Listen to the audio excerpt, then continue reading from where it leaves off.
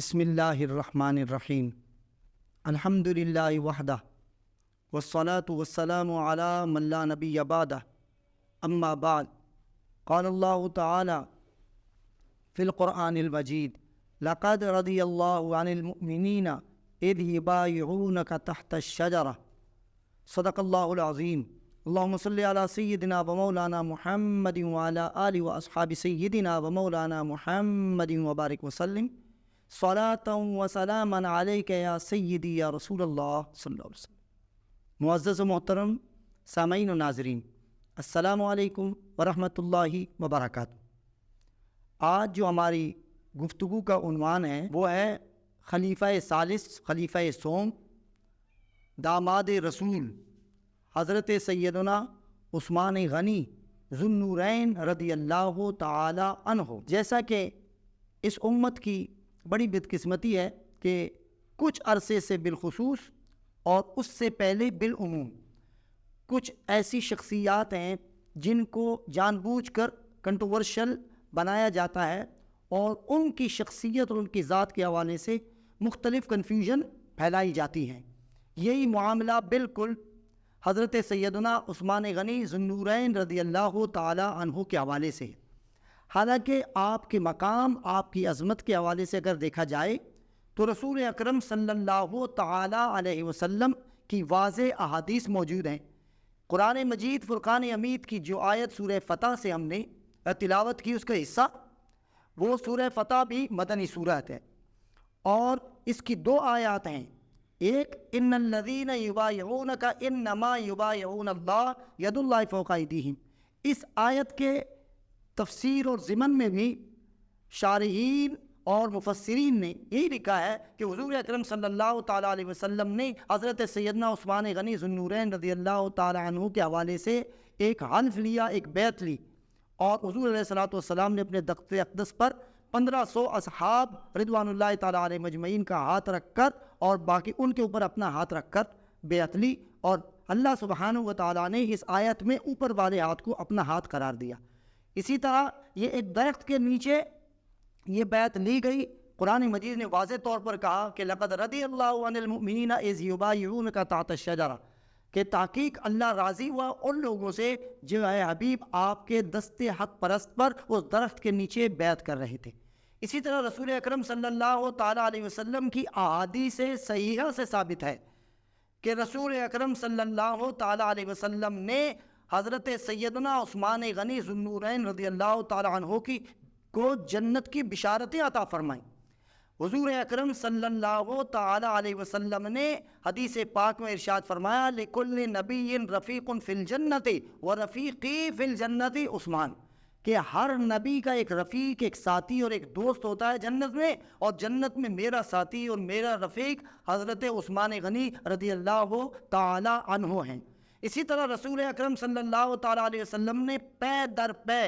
دو بیٹیاں یکے بعد دیگرے، حضرت رقیہ اور حضرت ام کلثوم رضی اللہ تعالی عنہما، ان دونوں کو حضرت عثمان رضی اللہ تعالی عنہ کے عقد اور نکاح میں دیا۔ کیا لوگ نہیں جانتے اس پوری کائنات کے اندر حضرت آدم علیہ السلام سے لے کر خاتم النبیین جناب رسالت مآب صلی اللہ تعالیٰ علیہ وسلم تک جتنے انبیاء آئے، اور صرف حضرت عثمان غنی واحد شخصیت ہیں جن کے عقد میں کسی بھی نبی کی دو بیٹیاں آئیں۔ اچھا، پھر اس پر بھی اکتفا نہیں ہوا، بلکہ رسول اکرم صلی اللہ تعالیٰ علیہ وسلم نے فرمایا یہ تو میری دو بیٹیاں تھیں۔ جب لوگوں نے حیرت کا اظہار کیا کہ بھئی ایک کے بعد دوسری بیٹی بھی دے دی، تو حضور علیہ الصلوۃ والسلام نے ان کو مزید ورطہ حیرت میں ڈال دیا، یہ فرما کر کہ اگر میری 40 بیٹیاں ہوتی تو یکے بعد دیگرے میں عثمان کے نکاح میں دے دیتا۔ اب اس سے آپ اندازہ لگائیں کہ حضرت عثمان غنی رضی اللہ تعالی عنہ کی شخصیت کتنی عظیم ہے۔ حضرت عثمان غنی رضی اللہ تعالی عنہ کی شہادت کی خبر بھی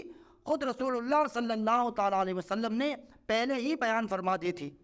بخاری کی تو صحیح حدیث ہے، جب حضور اکرم صلی اللہ علیہ وسلم نے احد پہاڑ پر کھڑے ہو کر کہا کہ اے احد تھم جا، کیا تجھے نہیں پتا کہ تجھ پر ایک نبی، ایک صدیق اور دو شہید کھڑے ہیں، اور دو شہداء میں ایک حضرت عمر فاروق رضی اللہ تعالیٰ عنہ تھے اور دوسرے حضرت سیدنا عثمان غنی۔ اب حضرت عثمان غنی کو تو رسول اللہ صلی اللہ تعالیٰ علیہ وسلم شہید قرار دے رہے ہیں، اور اللہ تبارک و تعالیٰ ان سے رضا کا اعلان فرما رہے ہیں۔ اب اس پر جب بس نہیں چلا تو اب کچھ چند سالوں سے ہم یہ دیکھ رہے ہیں کہ ایک نئی کنٹروورسی ایجاد کر دی گئی ہے، وہ ان کے شہادت کی تاریخ کے حوالے سے کر دیا گیا ہے۔ اور اس میں بڑی بدقسمتی ہے، امت مسلمہ اس بات پر غور نہیں کرتی، سوچتی نہیں ہے کہ حضرت مولا کائنات اور حضرت عثمان غنی رضی اللہ تعالیٰ عنہ کے درمیان کس طرح کا ایک تعلق تھا۔ جب حضرت مولا کائنات حضرت عثمان غنی رضی اللہ تعالیٰ عنہ کی شہادت سے پہلے اپنے دونوں شہزادوں کو ان کے دروازے پر بواب اور گارڈ بنا کر خود تشریف لے کے گئے تھے کسی کام سے، اور اسی دوران کھانا پینا مولا کائنات کے گھر سے حضرت عثمان غنی رضی اللہ تعالیٰ عنہ کے یہاں لانے کی کوشش کی جاتی رہی، اور حضرت حسنین کریمین رضی اللہ تعالیٰ عنہما وہاں کھڑے ہو کر بلبائیوں کو روکتے رہے۔ اور اب یہ کہا جا رہا ہے کہ جی حضرت عثمان غنی رضی اللہ تعالیٰ عنہ کی جو شہادت ہے وہ 18 ذی الحج کو نہیں ہوئی بلکہ 12 ذی الحج کو ہوئی، اور 18 ذی الحج کو صرف یوم غدیر اور عید غدیر ہے۔ تو بھائی ہم مولا کائنات سے محبت ہمارا ایمان کا جزو لا ينفک ہے، لیکن اس سے ضروری ہے کہ حضرت عثمان غنی رضی اللہ تعالی عنہ کی شہادت کو کنٹروورشل بنایا جائے یا ان کی شخصیت کی تنقیص کی جائے، جبکہ صحیح روایات سے یہ بات ثابت ہے کہ حضرت عثمان غنی رضی اللہ تعالی عنہ کی شہادت وہ 18 ذی الحج ہے۔ وہ ابھی ہم تھوڑے سے اختصار کے ساتھ آپ کو کلیئر کر کے ہم آپ کو بتاتے ہیں۔ یہ جو 12 ذی الحج کہا جاتا ہے، اور اس میں ایک راوی ہے عثمان النہدی، اور اس میں جو 12 ذی الحج کی بات کرتے ہیں وہ کسی غالباً مصر کے کوئی دکتور ہیں، اور کہا کہ انہوں نے یہ روایت لی ہے عثمان النہدی سے، اور وہ وہاں خود موجود تھے یعنی شہادت حضرت عثمان غنی کے وقت، اور وہ ایام تشریق کے وسط میں یعنی 12 ذی الحج کو ان کی شہادت ہوئی۔ اور اب آپ اس بات کو دیکھیں، حالانکہ یہ خود امام بخاری کے موقف کے خلاف ہے۔ امام بخاری کا موقف بھی یہی ہے کہ 18 ذی الحج کو شہادت ہوئی، اور امام بخاری کے استاد ہیں ان کا بھی یہی موقف ہے کہ 18 ذی الحج کو شہادت ہوئی، اور اسی طرح کتب احادیث صحیحہ میں یہ باتیں موجود ہیں کہ حضرت عثمان غنی رضی اللہ تعالی عنہ کی شہادت جو ہے وہ 18 ذی الحج کو ہوئی۔ اس کے اور یہ روایت 12 ذی الحج والی تو یہ تو درایتاً یعنی عقلاً بھی محال اور اس موقف کے خلاف نظر آتی ہے جو 12 ذی الحج والی ہے۔ دیکھیے اس لیے کہ اس روایت کو، اس حدیث کو امام احمد بن حنبل نے اور دیگر حدیث کی کتابوں میں یہ روایت موجود ہے۔ حضرت عبداللہ ابن عمر رضی اللہ تعالی عنہ سے یہ روایت مروی ہے کہ حضرت عثمان غنی رضی اللہ تعالی عنہ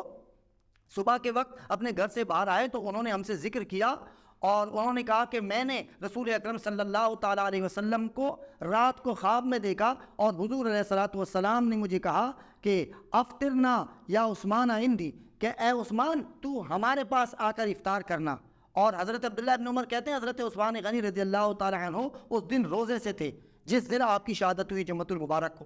اب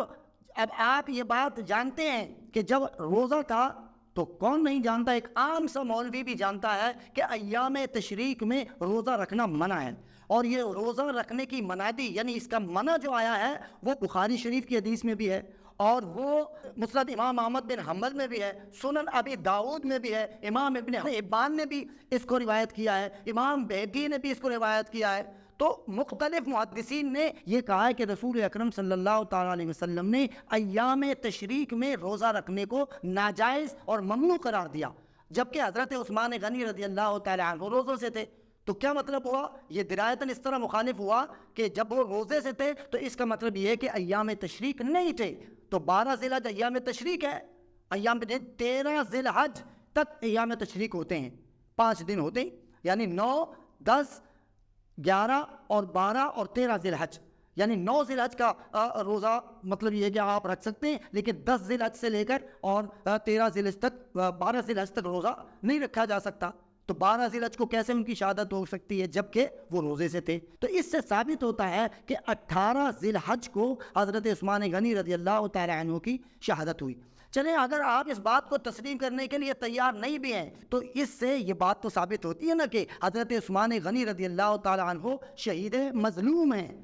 مظلوم ہیں۔ اگر آپ ان کو خلیفہ برحق نہیں سمجھیں گے، یہ قرآن مجید جو کمپائل ہو کر ایک کتابی صورت میں ہمارے پاس موجود ہے، یہ جامع القرآن حضرت عثمان غنی رضی اللہ تعالیٰ عنہ کہا جاتا ہے، تو بہت ساری چیزیں کنٹروورشل ہو جائیں گی۔ اللہ سبحانہ و تعالیٰ اس امت مسلمہ پر رحم کرے، اور یہ جو ریفارمر اور مسلح بن کر لوگوں کے سامنے اس طرح کی باتیں پھیلا کر کنفیوژن پیدا کرتے ہیں، اللہ سبحانہ و تعالیٰ ایسے شریروں سے ہمیں محفوظ رکھے، اور حضرت عثمان غنی رضی اللہ تعالیٰ عنہ کے قبر پر اپنی کروڑوں رحمتیں اور برکتیں نازل فرمائے۔ والسلام علیکم ورحمۃ اللہ وبرکاتہ۔